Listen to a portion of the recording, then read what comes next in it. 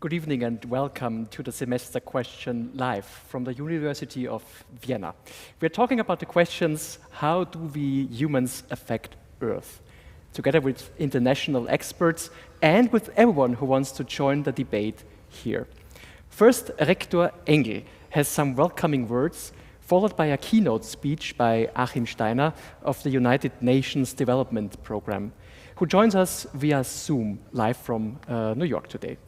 During the debate, we will collect your questions at our website, DerStandard.at. We'll answer them during the conversation and also at the end, in written form. Rector Engel, you're next. Good evening. The Anthropocene, the age of mankind, confronts us with very serious questions about the future. How can we protect our planet, alleviate poverty, and ensure peace and growth? Our academics and students have been thinking about these questions for the whole semester and of course long before. I would first like to welcome our keynote speaker, Achim Steiner. The United Nations General Assembly recently confirmed Achim Steiner's appointment by the UN Secretary General, Antonio Guterres, to serve a second term as administrator of the United Nations Development Program. His second term starts this coming Thursday. Congratulations. Achim Steiner has been a global leader on sustainable development and international cooperation over 3 decades. During this time, he has championed sustainability, economic growth, and equality, and has been a vocal advocate for the sustainable development goals with which we are all familiar, but which are immensely challenging to achieve. Mr. Steiner grew up in Brazil, studied economics at Oxford and the University of London, and led the United Nations Environment Program for 10 years, before being first nominated as the head of the UN Development Program in 2017. We'll speak about the state of our planet today. I'm delighted that you can join us, at least virtually, Mr. Steiner, and I welcome you to tonight's event. Martin Kotynek, editor-in-chief of the daily newspaper DerStandard, will be moderating the discussion and introduce the panelists. The Semester Question is a project which we are now running for the 11th time in cooperation with DerStandard. Finally, I extend a warm welcome to those on the panel and to all of you who are watching on your screens at home, and look forward to an inspiring discussion. Thank you, Mr. Engel, and the stage is yours, Mr. Steiner.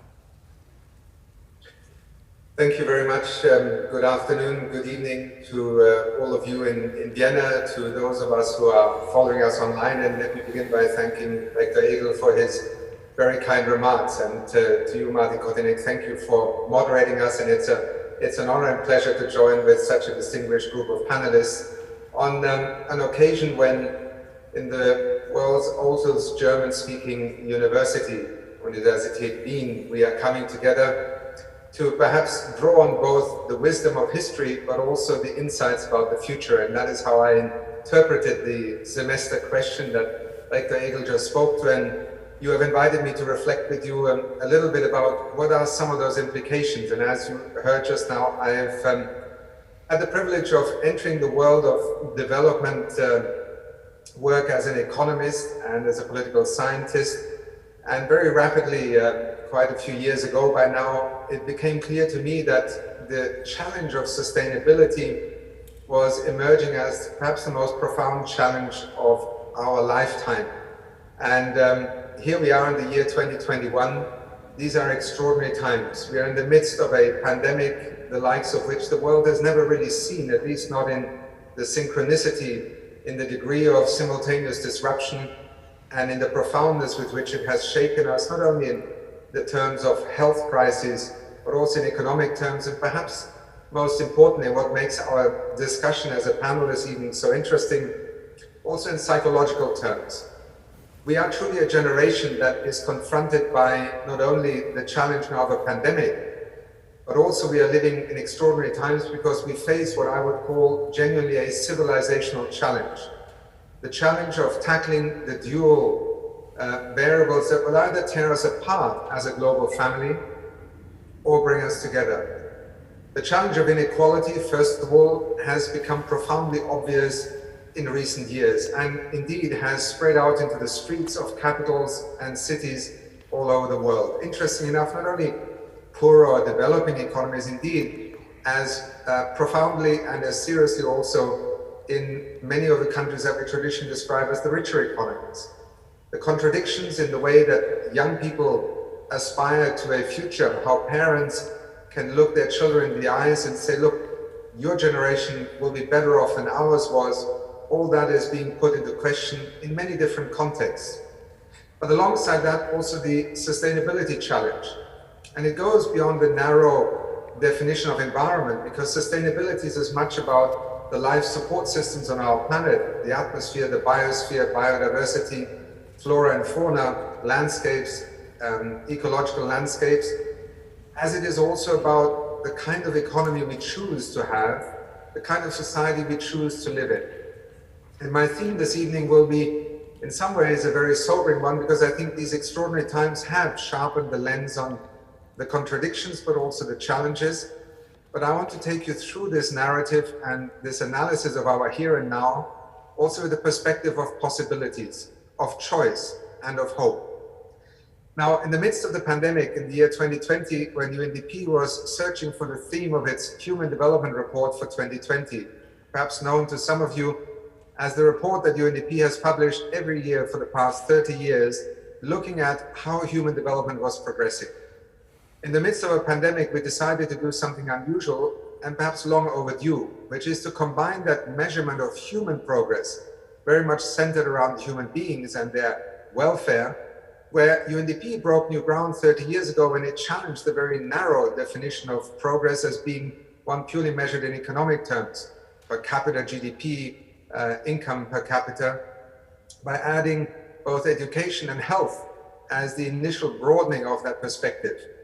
In 2020, we published an unusual report, and I thank Director Engel already for introducing that link to the notion of the Anthropocene.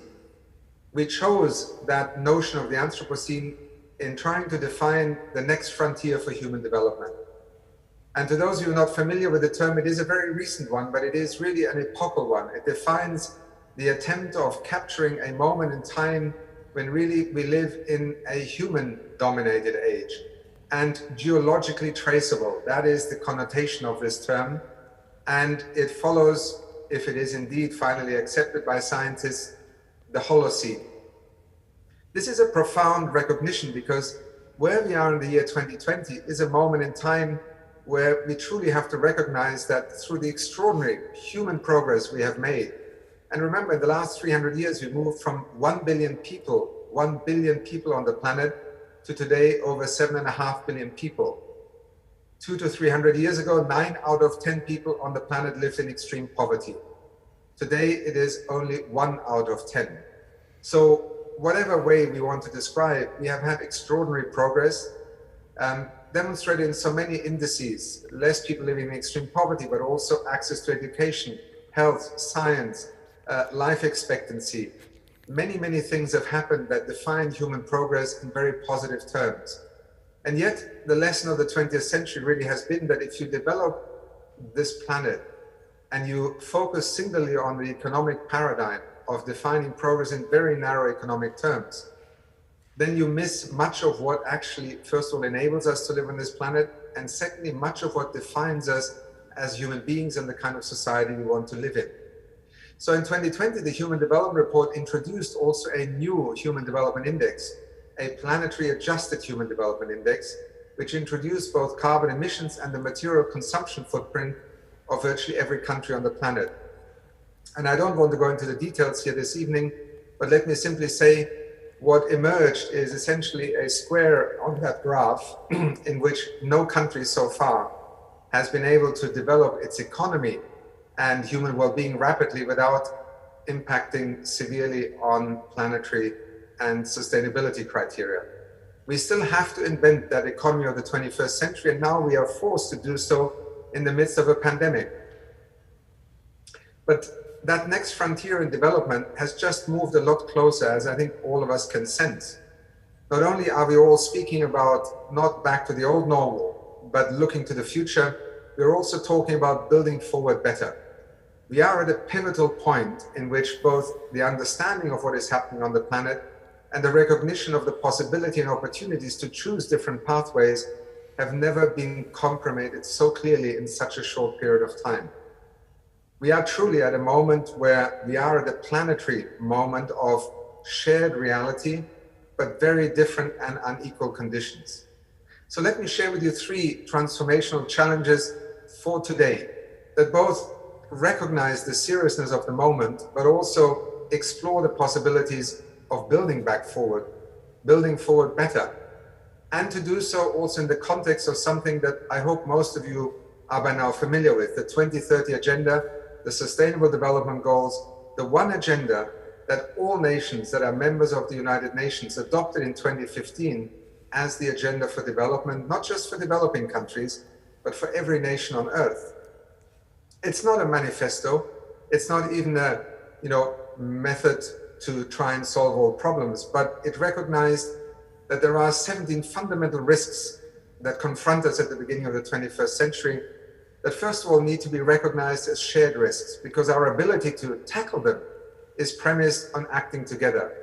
That is why it is a universal agenda.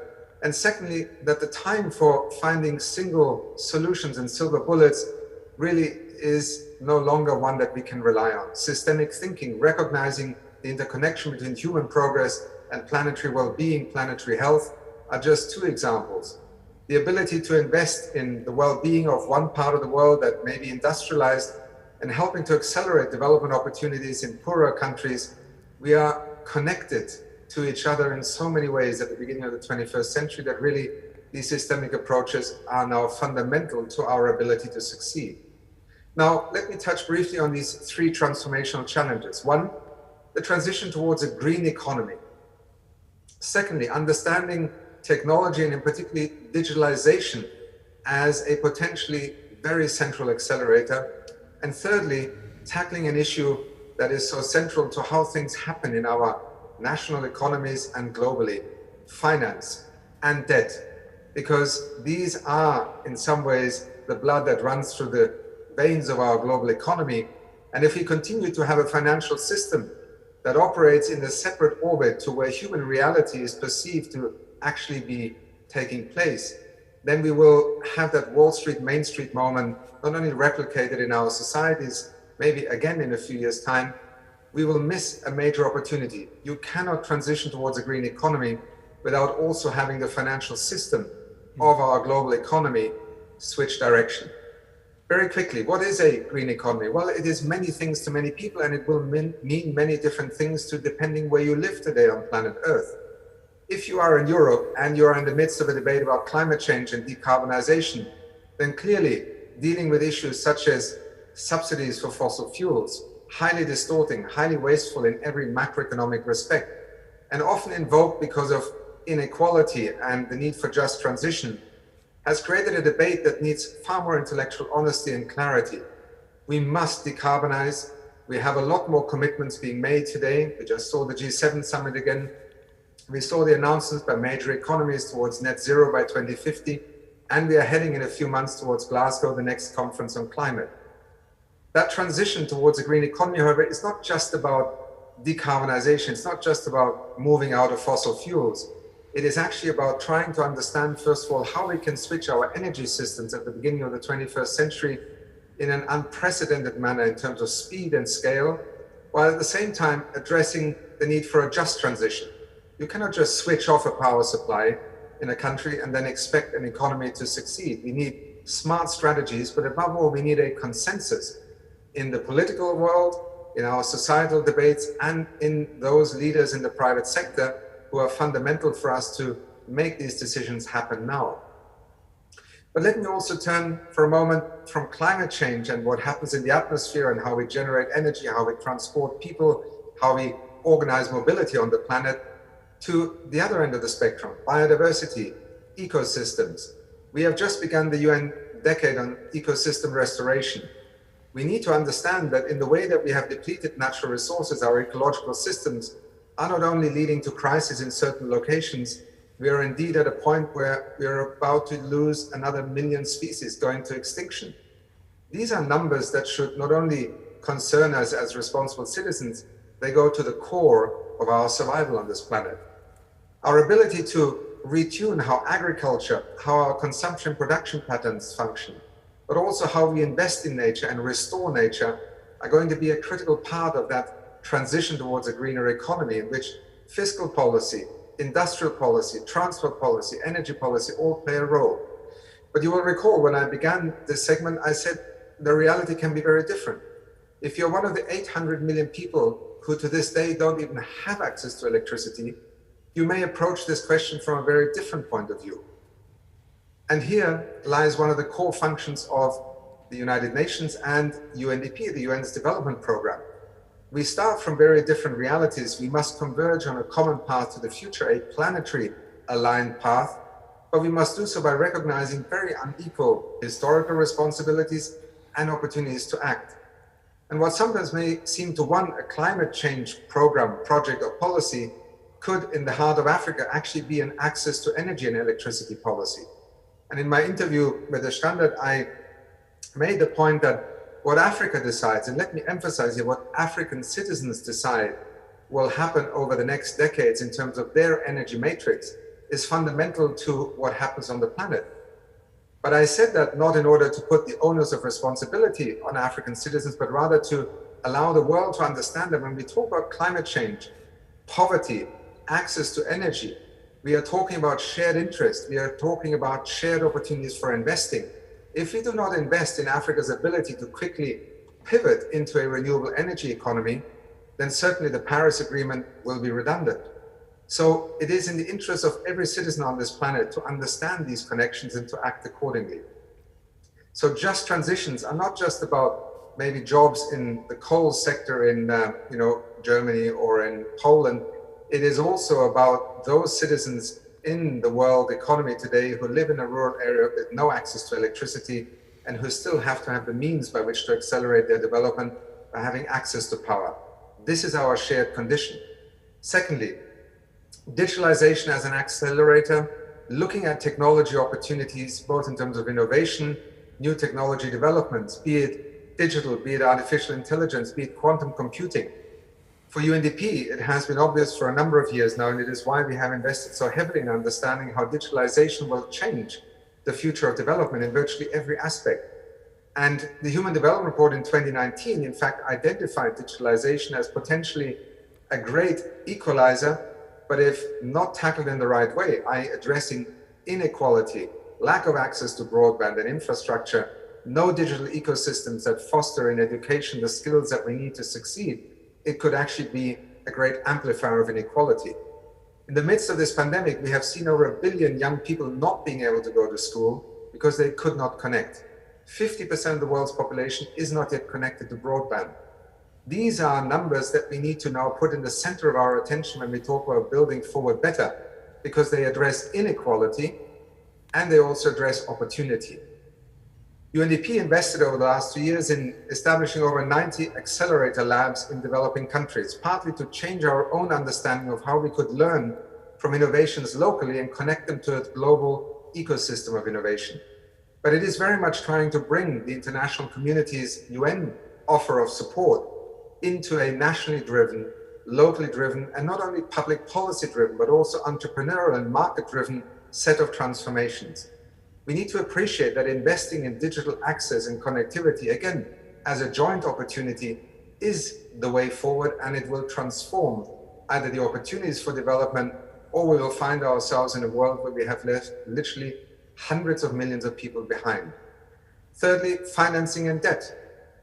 It is so obvious. Where our finances today will determine what happens next is not in government budgets alone. In fact, in most countries, public budgets account for less than 20% of expenditure in an economy.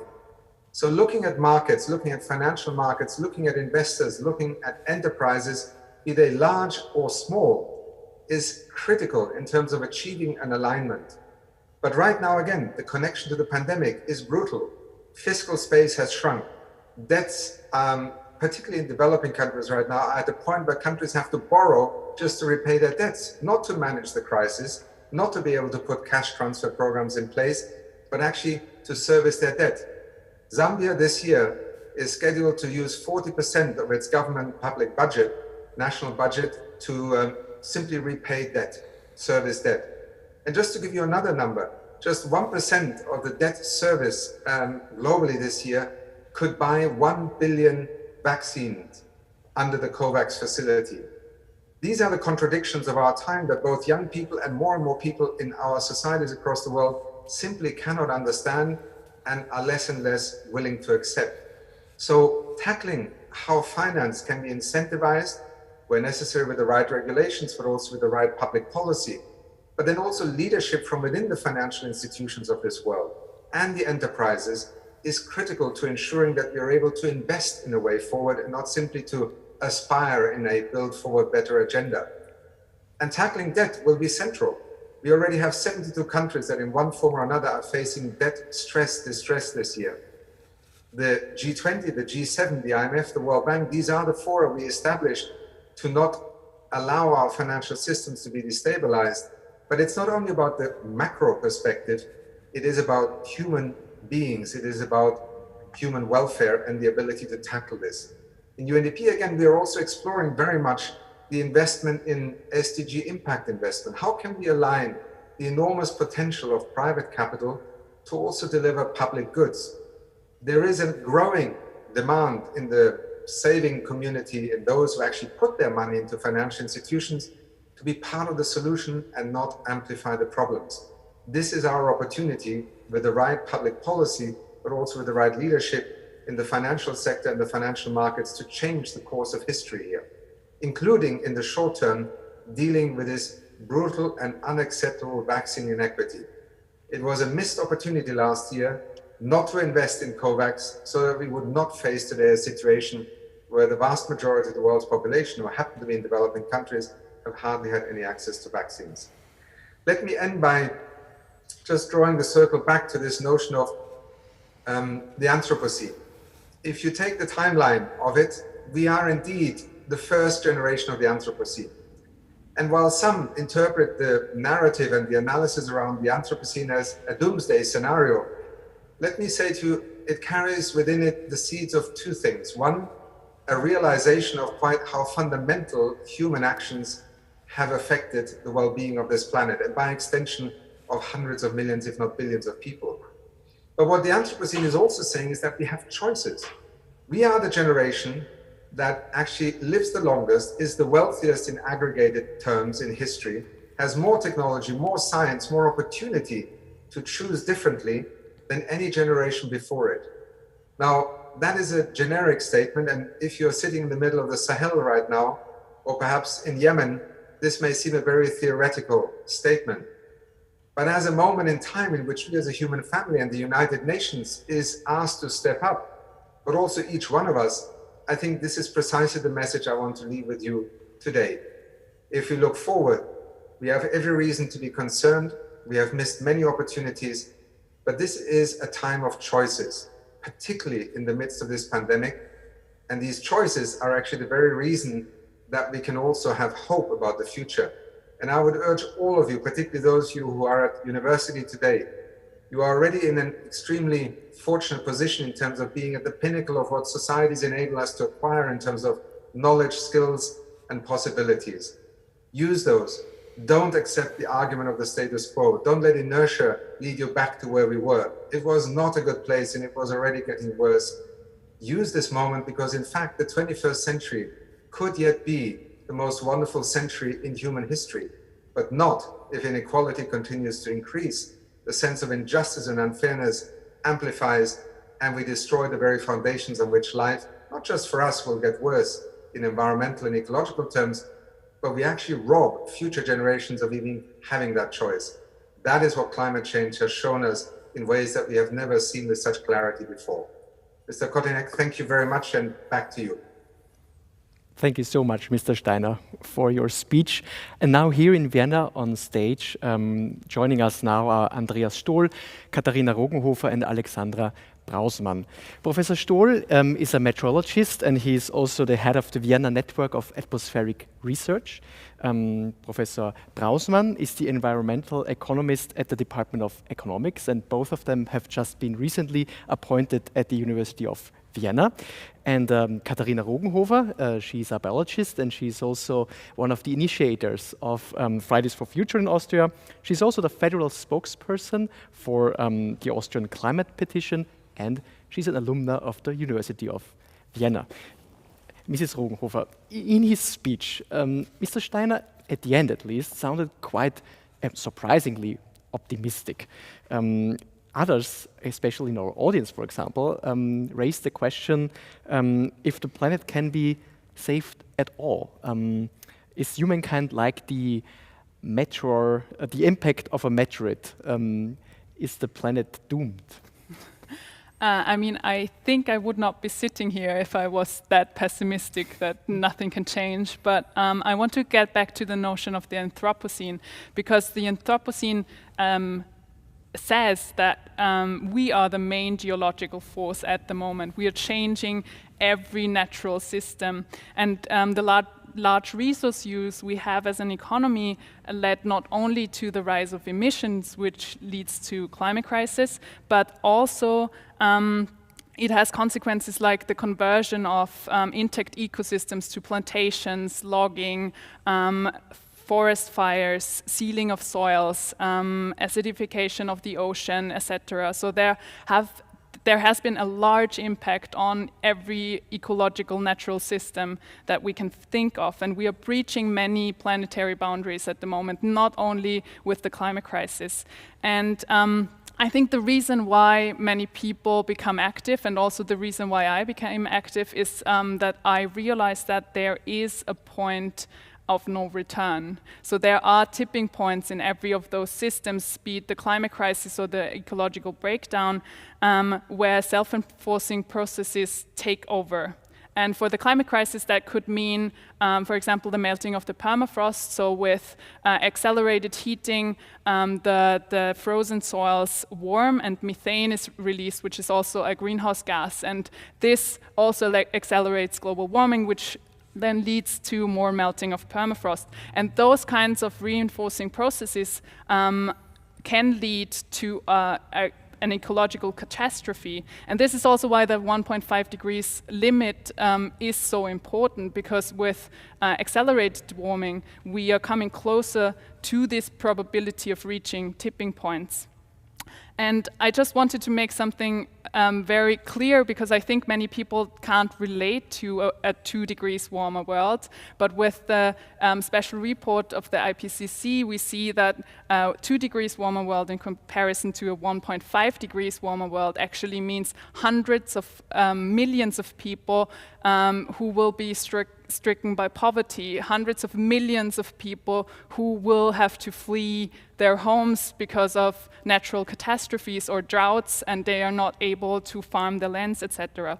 So this is why we are at the point right now where individual changes, where incremental changes are not enough anymore, and also empty promises are not enough anymore. And many politicians point to the future and say, well, we will be climate neutral in 2040, 2050, but what we really need is binding laws and measures, concrete measures to lower our emissions and our resource use, because this is such a global issue that we have to work on.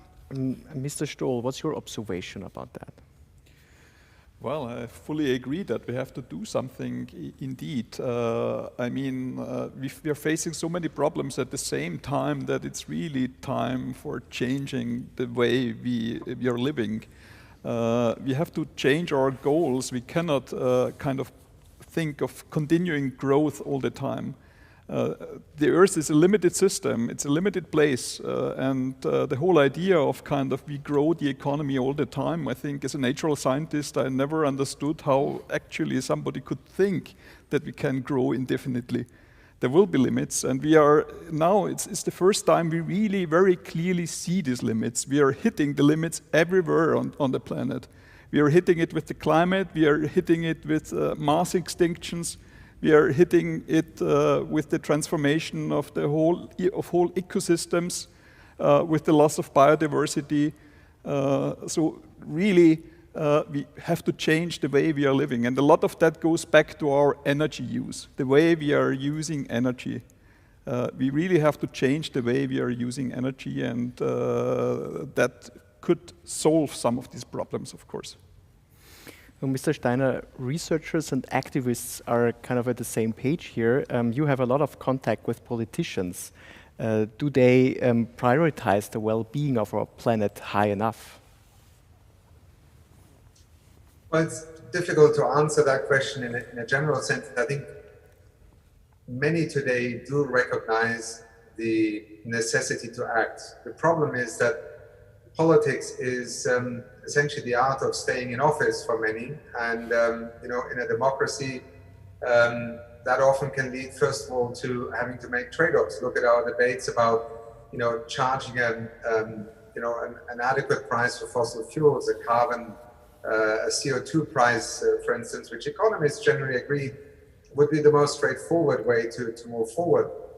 But I think what we have lacked in political leadership is what I think our young people have essentially embraced. And I want to pay a tribute particularly to young people, because if we are going to make progress in the coming years on climate change, it's because they have shifted that political inertia that is so often rationalized. And, you know, I have worked in this field for a couple of decades now, and I have lived through the arguments that, you know, climate change is science fiction.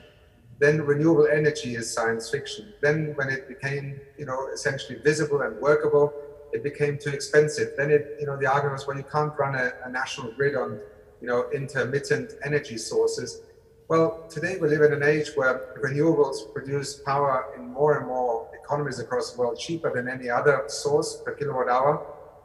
Some of the most sensitive, competitive global economies, large industrialized economies, are producing 40, 50, 60% of their electricity with renewables. So all these arguments prove that it is more inertia, it is the status quo, it is also those who are benefiting very much from either the investments they have made or from the economy of today that are reluctant to change. And politicians must tackle this head on. It takes a lot of courage, it takes a lot of conviction. And I think what we need more of is that sense that our public, and this is why I pay a tribute to young people, I think our public see these things, oddly enough, far more clearly than those of us who think we are adults. We understand the complexities of the world, and therefore we don't choose properly. We don't make the choices that are quite clearly available to us. And if we don't choose the right direction, we'll actually make life worse for our children. It's a very bizarre moment in human psychology. And so, in a very practical way, I think we are seeing that shift happening now because it is driven by our societies. And just to remind those of you who think that everything is, you know, just looking more gloomy, if you think back, and we had this panel a year and a half ago in 2019, we would not have realistically expected the world to make the kinds of commitments we are seeing today on climate change. They are still hesitant, they are still not enough, but they are quantuming forward. And suddenly we also have public stimulus packages that potentially make available hundreds of billions of dollars to invest in that transition.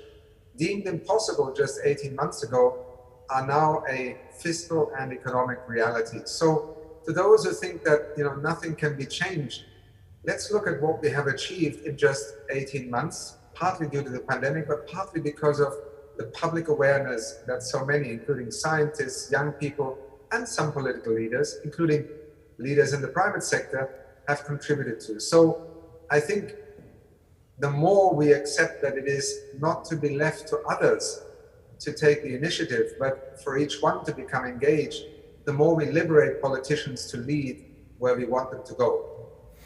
You've just mentioned the economic argument, and that's quite often heard. It's too expensive to make all these changes. Let's ask our economist here, Mrs. Brausmann. Is changing too expensive? Can we afford all of that? Let me first say that I very much agree with what has been said so far. And to your question, the fact that climate policy can be expensive is a big misperception. So people, and especially politicians, tend to think that climate policy is very expensive, that we need to make a lot of sacrifices and this will be costly. Yes, it is true.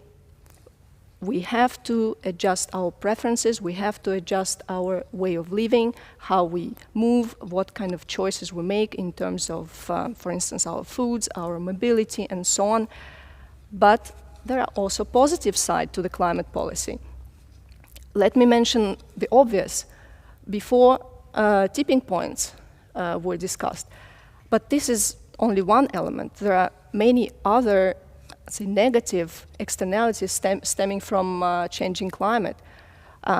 These can be small-scale shocks. This can be also medium-scale shocks, like natural disasters, which have substantial impact on the economy and on the infrastructure, on our capital stock, also on human health.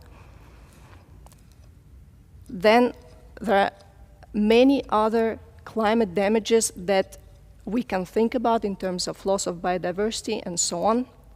So if we can avoid all that, just this element will represent a huge addition to our well-being. But then there is a second element which we often don't hear in the press and in the politics as well. In economics, we call this a double dividend. So the first part of the dividend I have explained. Now what is the second part of the dividend? Example, suppose we introduce a carbon tax. The government will receive proceeds from the tax, so it will collect the revenue, and the government can use this revenue to invest in the economy. For instance, this revenue can be used to promote green investments. This revenue can be used to redistribute the population, and so on and so forth. So this is the second part of the dividend. So I think these are clear arguments in favor of the climate policy. So we would profit from taxes? On average, we can very well profit from climate policy, for instance, from taxes. There are many other ways how climate policy can be implemented, but since I was talking about the tax example, yes. Mm-hmm. Of course, there is a redistributional issue as well. Not everybody will profit in the same way. Of course, the polluters will lose, and the agents, economic agents, who have adjusted their way of operating, their preferences to be more environmentally friendly, they will absolutely benefit. Mm-hmm. Well, let's hope that there is a good life for everyone within the planetary boundaries. Mrs. Rogenhofer, what has to be done that actually is possible? Well, I think one thing has been said already, that is the taxation of CO2, and Mr. Steiner also mentioned also deleting the counterproductive subsidies on fossil fuels, for example. But I think it's also a broader issue than just climate, as we mentioned before. So I think it needs more responsibility along our supply chains. So companies must be held responsible for how they produce. So there's social and work standards, but as well how they produce, their material footprint, emissions, etc. And we need clear limits on emissions. We need clear limits on the use of fertilizers, herbicides, pesticides, and all those things that I mentioned before are destroying the environment. And we need to halt the conversion of ecosystems and the sealing of soils. But I think the overall issue is we have to stop doing the wrong things, which means if we want to be climate neutral, we need no more oil and gas heatings to be installed in homes. We need no new cars with combustion engines on our streets. And we need no more gas and oil infrastructure, so no more pipelines, no more highways that will just tie us to this old fossil fuel lifestyle that we have been leading. And what we need on the other hand, and many things have been mentioned before, we need more renewable energy for power and heating. We need more attractive and affordable public transportation systems.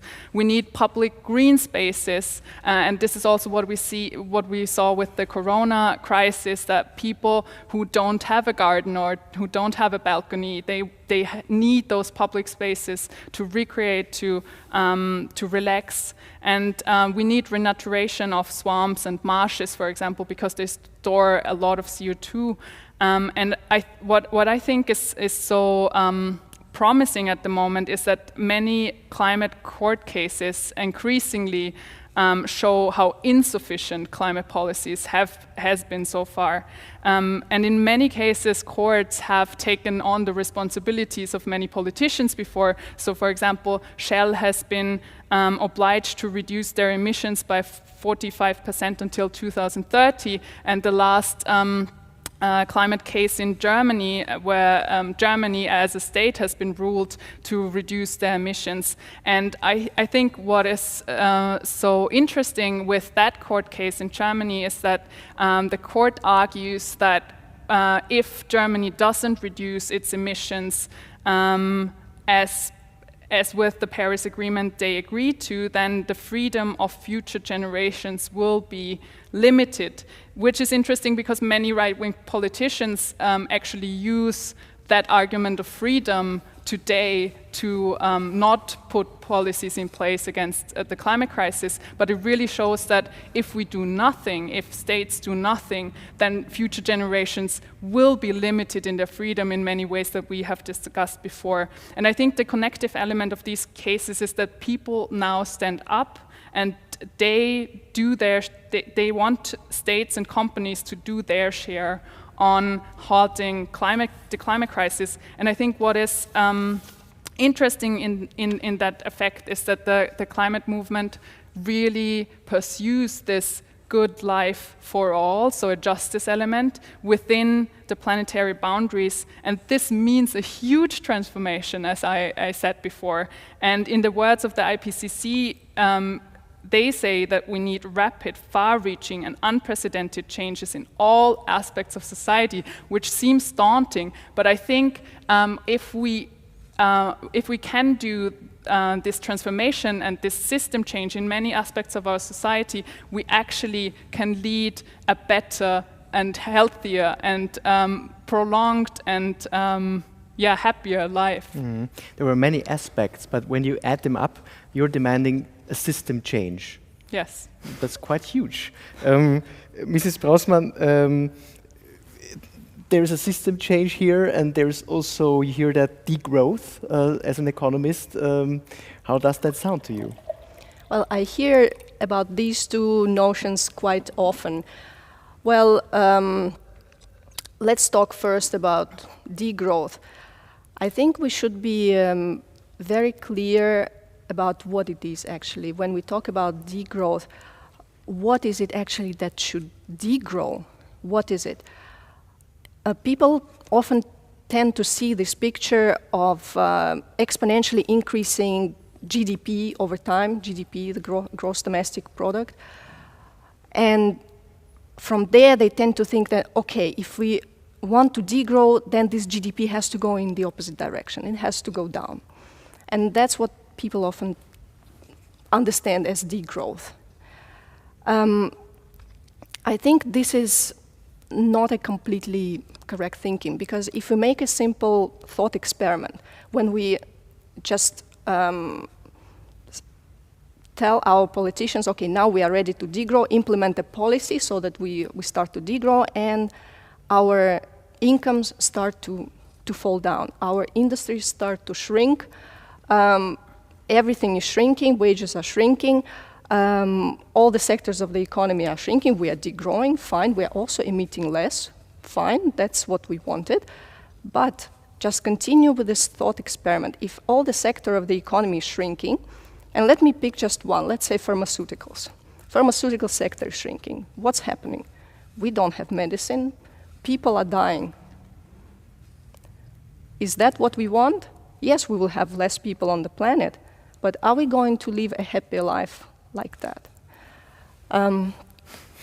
Yeah, but I think what is missing in this discussion is that GDP is now coupled to resource consumption and energy consumption. So what you would need for green growth, as you say, would be absolute decoupling of GDP, the gross domestic product, and resource use or energy use. And actually so many studies point in a different direction. There has been a decoupling of energy use and GDP for for reasons of renewable energy, etc. So emissions don't rise with GDP. But the question with this is, can we do it fast enough? And the other problem is the decoupling, the absolute decoupling of resource use. And there are actually many studies and reviews, one from 2020 that looks at 179 studies on decoupling published since 1990, and they find no evidence of national or international absolute decoupling of resource use, and no evidence of the kind of decoupling that is needed for ecological sustainability. So my question really is there a way where we can put well-being for people, and I think we on the panel agree that this should be at the center, well-being for people and our planet, into the heart of an economy, and not be as centered around growth or GDP growth for that matter.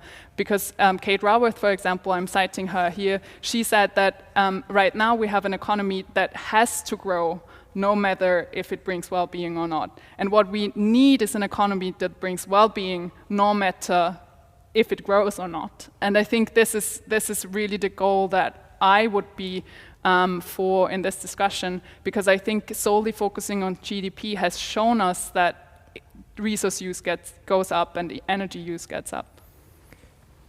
Actually, I totally agree with pretty much everything that you've said. So that's where I was going when I started talking about degrowth, when I asked the question, what should degrow and what shall grow? And I totally agree that our well-being, call it happiness, should grow, right? The question is, like, first of all, what do we include in this definition of happiness, right? But suppose we even agree on what we include there, we also agree that our well-being defined as we have agreed should grow. Now, to the point on decoupling, I think it's an extremely important point, also from the statistical point of view.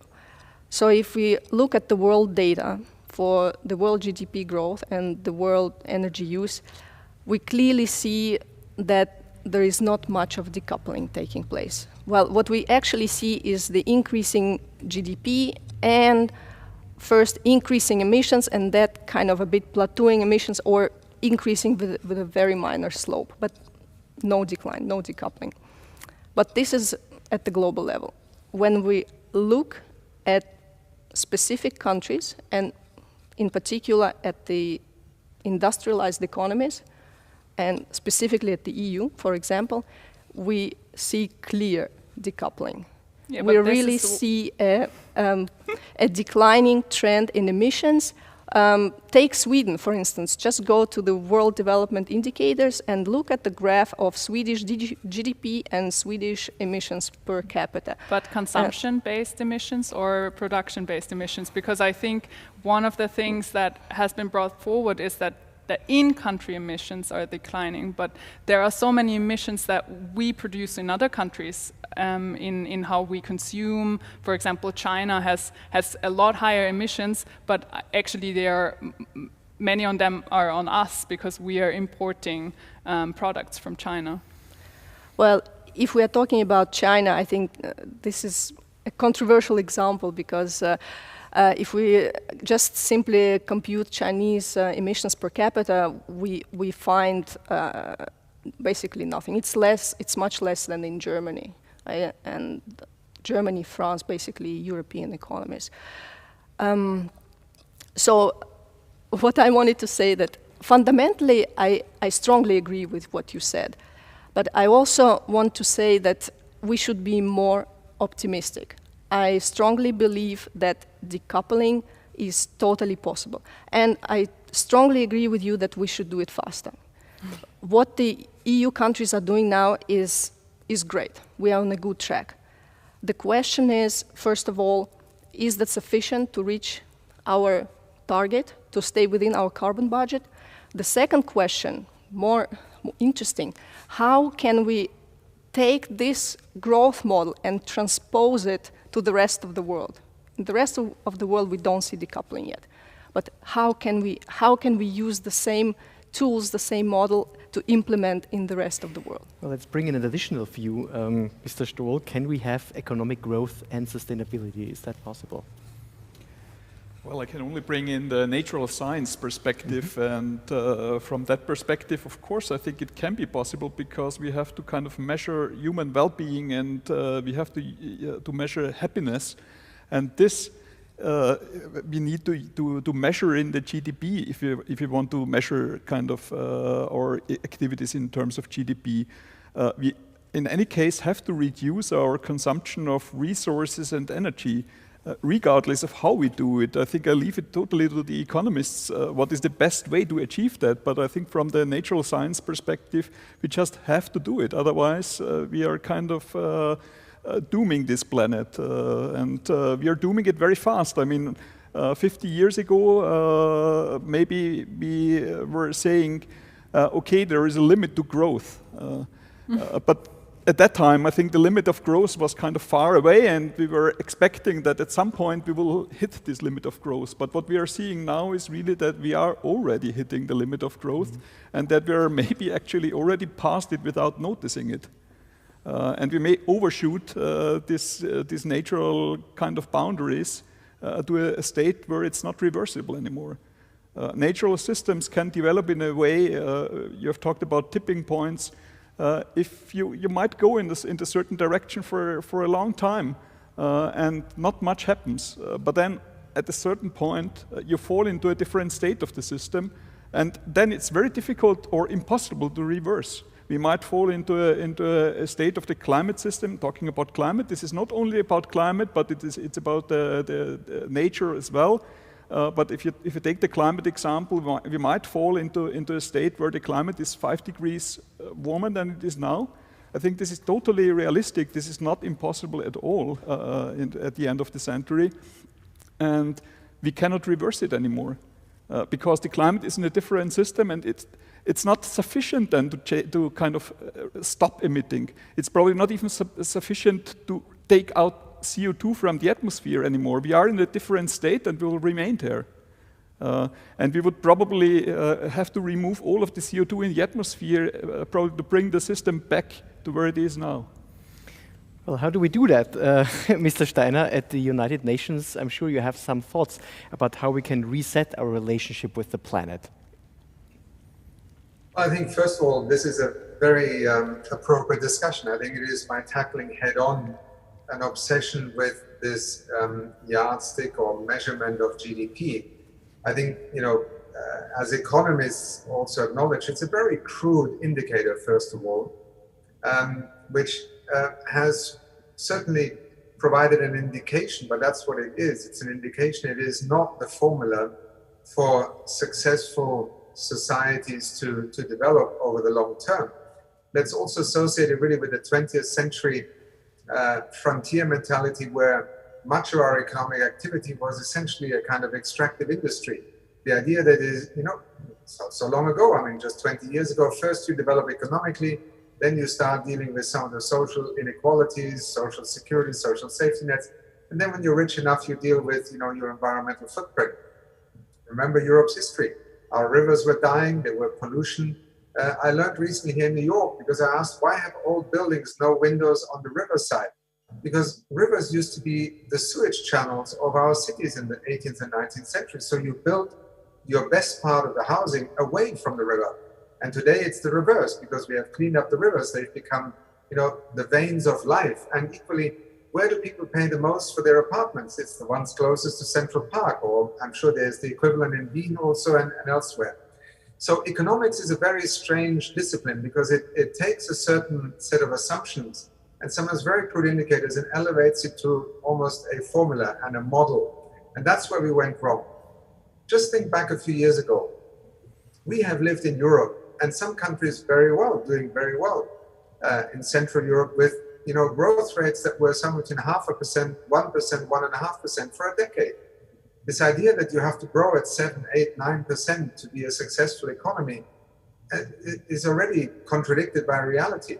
If you're a developing nation today and you're investing heavily in infrastructure and are trying to provide services, your economy is growing fast because you're able to realize value added by exporting, then again, that is real growth in the sense of monetary growth, but it doesn't tell you anything about the long-term viability. And this is why Professor Amartya Sen and Mahbub al-Haq 30 years ago came up with the Human Development Index precisely to tackle this very narrow understanding.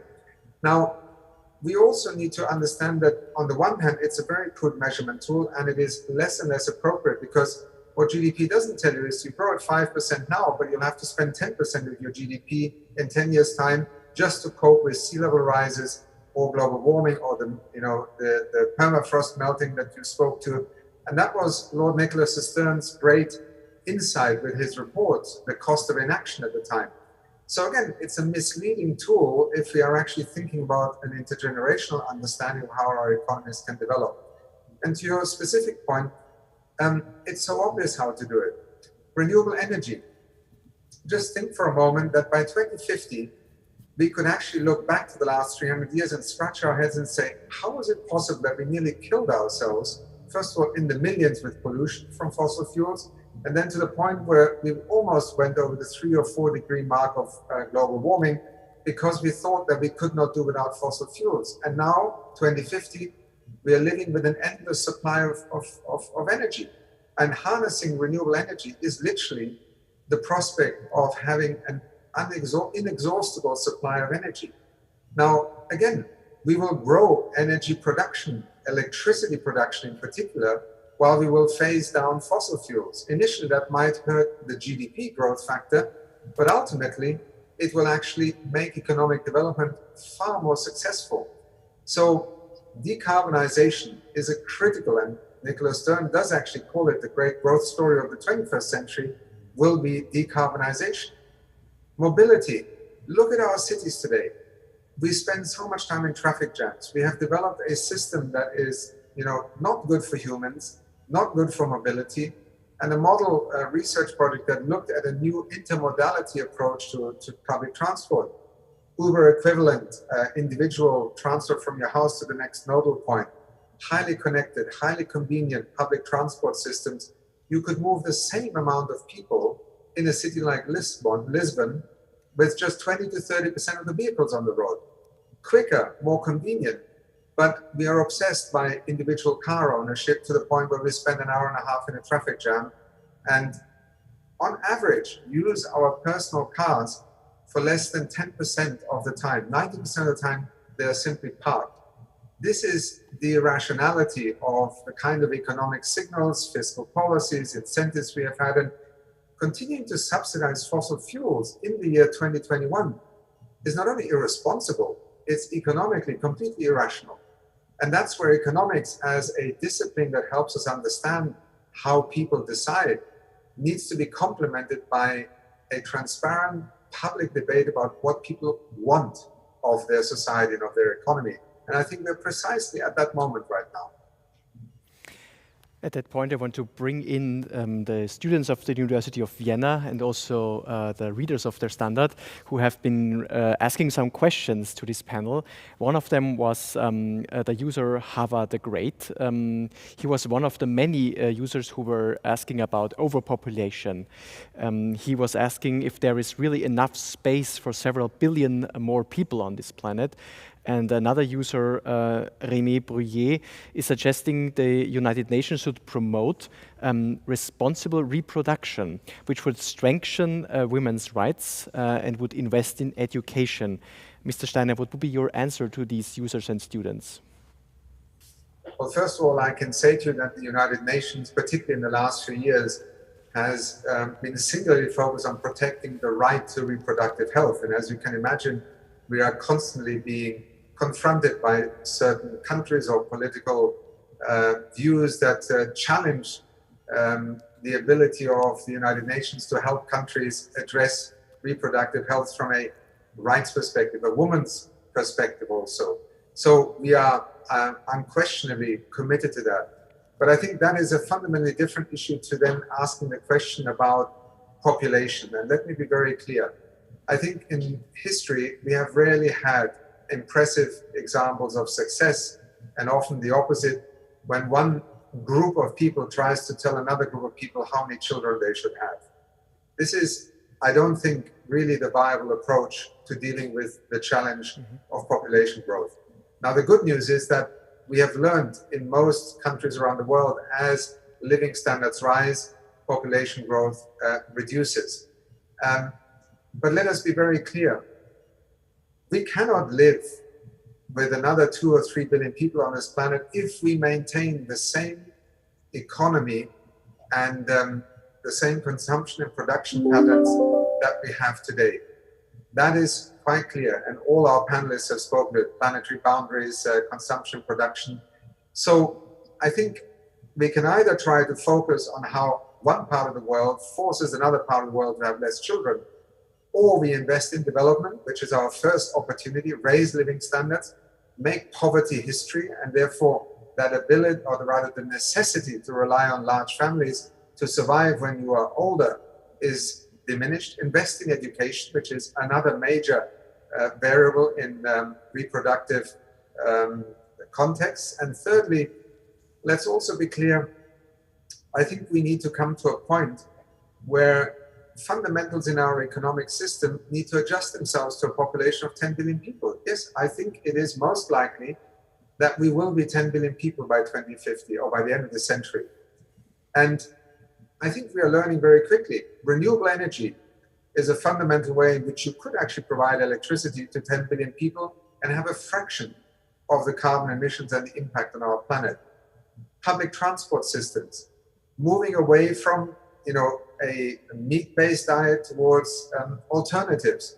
And again, it's not about prohibiting people from eating meat, but we cannot, with 10 billion people on this planet, practice the kind of livestock economy we have today. It is simply not compatible. We are already losing every year a net percentage of arable land on which we can grow food because of the way agriculture is practiced, while the number of people we have to feed is increasing. So bottom line is, I believe far more in the measures, the policies, and choices that people can exercise about how to align population size and families with their possibilities to act. And for those of us who believe that public policy and programs and the United Nations can play a role, let's invest in those that do not err on the autocratic side and try to actually invest in where people are able to make sovereign, autonomous, informed, and wise choices. Another question by our audience was raised by the user Basilect. He was asking if we can deny African nations the same development we had in Europe. It's a moral question. Mrs. Rogenhofer, how do you see that? Well, I think the easy answer would be no, we can't deny anyone any development. And I think if our goal is well-being for everyone, then that surely includes every country and every continent, especially Africa, with the poverty there. But I think the question we really have to ask is, what kind of development? And I think connecting to the question before, I find the argument about overpopulation so interesting, because the real question behind it is really, can so many people live like us? So the problem is not the other people, the problem is us and how we are living today. And I think if we change that, then that can also mean that other countries do not have to make the same mistakes that we did. And there is this concept of leapfrogging. I can explain that with cell phones, for example. So in Europe, we built landlines to have phone connection, and that meant a lot of infrastructure. And many African countries started with the mobile phone, so they didn't need to build this infrastructure in Africa that we have built before. And I think my argument goes towards development is and should be possible for everyone, and well-being should be possible for everyone. But I think the question is which kind of development. And I think that African nations, but also Asian nations and the not so industrialized nations should not have the same path over coal, oil, and all those fossil fuels that we went over to get this kind of development status, but they should go over renewable energies and maybe develop in another way, in a better way, in a more healthy and climate-friendly, sustainable way. Mm-hmm. I think we have to be very careful, actually, also with the natural, with the transition to renewable energy. I fully agree we should decarbonize. Renewable energy is great, but we still have to be careful how we do it. I think it's perfectly fine to put the photovoltaic solar roof, solar panels on roofs. That's perfectly fine. But there's also solutions like you would use a lot of land to actually have large solar farms. And then we come into the competition that these solar farms will be in competition either with land where we could grow our food, or they could come into competition with nature, taking basically the space for ecosystems. So we really also have to ask these questions. I just want to give this example of the lake, of the river Vjosa in Albania, which is one of the last wild rivers in Europe. And now there's big discussion building hydropower stations on this river, which basically would destroy these ecosystems. And of course, from the climate perspective, it's perfect to have hydropower because kind of this is a renewable energy, but is it worth destroying the environment for this? I think in many cases it is not. And so we really have to think also how we kind of rebuild this energy infrastructure, and can we put renewable energy everywhere, or do we really have to carefully think where do we actually want to have it? So saving the climate is not always saving the environment. Exactly. Climate is one aspect of how we change the Earth, but it's not everything, and there's other aspects too, and we have to consider those as well, because it doesn't really help us if we save, let's say, the climate, but we destroy the environment to a point where maybe kind of our ecosystems don't function anymore, and eventually food production might also not function anymore. Like, I mean, bees are an example, right, that is very often used. I mean, without bees, pollination will be very difficult. But if you destroy our ecosystems, of course, bees could be gone at some point, and then pollination will be very difficult. It would have to be done manually by drones or whatever. So we really have to be careful with more than just the climate system. We also have to look at nature, ecosystems. On our viewers' question on Africa, you've done some research on climate refugees. Do you want to add something on that? Yes, why not? Just before I go there, I'd like to briefly add one more point to the discussion on development in Africa. Katharina raised already great points, and I absolutely agree. Developing countries don't have to repeat the mistakes of the industrialized countries, and they do not need to now use coal to produce the electricity. They definitely can already start with better available technologies, greener technologies. And the important point is that these technologies are actually available now, and they are available thanks to investments and innovation. And coming back to the point of degrowth, if we allow for degrowth, all innovations will be simply killed. We cannot afford that. We need green innovations, not only for the industrialized world, but most of all for the developing world. Now to the point of climate refugees. Well, on the one hand, there is quite some fear in the so-called developed world that if the planet warms by that many degrees, people from Africa will start migrating to Europe or to the United States or whatnot, and we will have to protect our boundaries to prevent the mass migration of millions of people. Well, this view is quite misleading. And the simple reason is that people affected by climate change and environmental degradation, they simply cannot afford to migrate far away. So they will definitely not come from Africa to Europe. This simply will not happen because they cannot pay for the cost of migration. So this fear is completely unfounded. However, this does not eliminate the problem per se. It is true that climate change and degradation of natural environment can and will and is already triggering migration flows.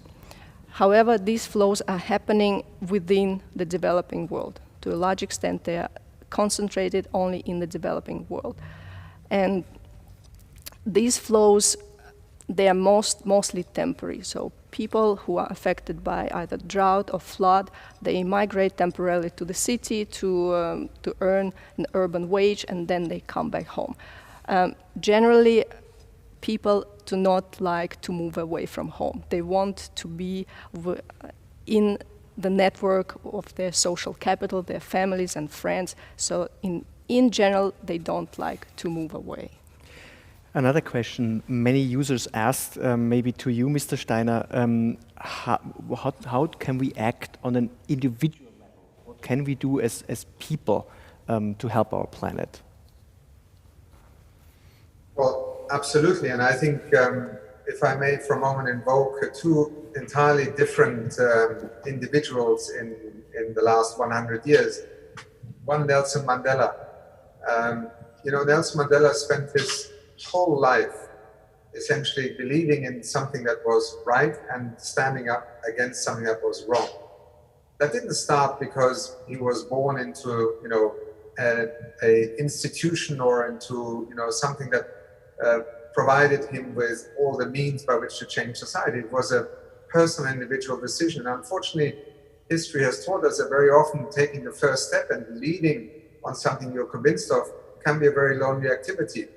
Greta Thunberg is another person. I mean, just the symbolism of a 14-year-old girl sitting down with a poster in front of Parliament in Stockholm, where most people would have just laughed and walked by, and seeing what power that unleashed in the imagination of so many others, I think should make each one of us at least not hide behind the argument, I haven't got anything that I can do.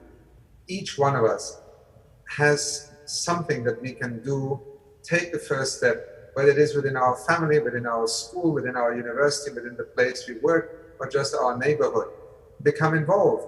And, local and global don't have to be contradictions. I mean, you don't have to start with climate science necessarily to address climate change, but you can debate within your local community whether it is time to address the issue of decarbonization and to speak to ecosystems also.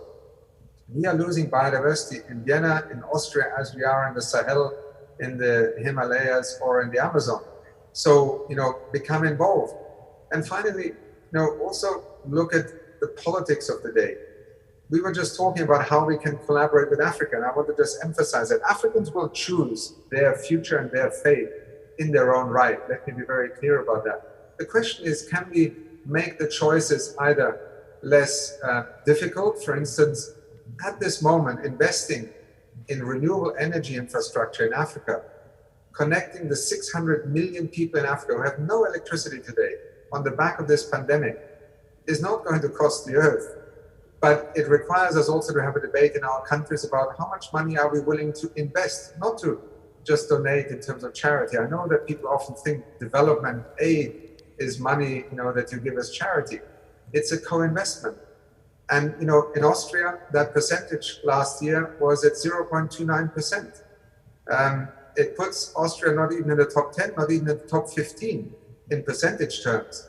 So let's also have a debate about what we mean when we express solidarity or we want to see African economies develop. It requires more than just looking at African citizens and governments. It's also a question of how we engage with one another. And that is the fundamental idea behind the United Nations also, that the UN Development Program, it is about co-investing in the future. But we can't do that if people essentially only look after themselves. And that is another area where I would encourage every Austrian, I don't have a formula for you, but there are countries that give 1% of their GNI. There are countries that give 0.7, 0.5. Austria at 0.29. It's worth a discussion. Why? Are we really that skeptical about investing in others? Good question. But there's one last really good question from our audience, which we have time for today. It's from Manfred Peter. And he's asking, how long will mankind remain on the planet? What do you think? Well, that's a good question that probably nobody can answer, but it's maybe 42, because 42 is kind of the answer to everything according to the Hitchhiker's Guide to the Galaxy, right?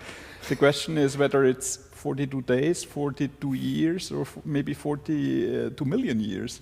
I certainly hope that I will not die within the next 42 days, and I have 3 children, so I also certainly hope that it's not in the next 42 years.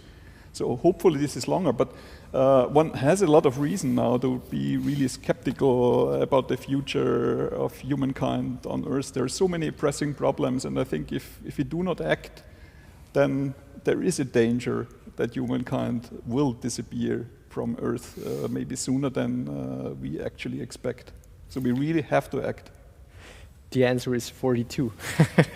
Thank you all on this panel. Thank you for watching. If you have additional questions, please go into the comment section on DerStandard.at and pose your questions. The panel will answer them in written form. And many thanks to all of you on stage here. Please stay tuned for the next semester question in the winter term. It will be, what do we still appreciate? Thank you and good evening. Dankeschön, thank you. Danke. Thank you very much.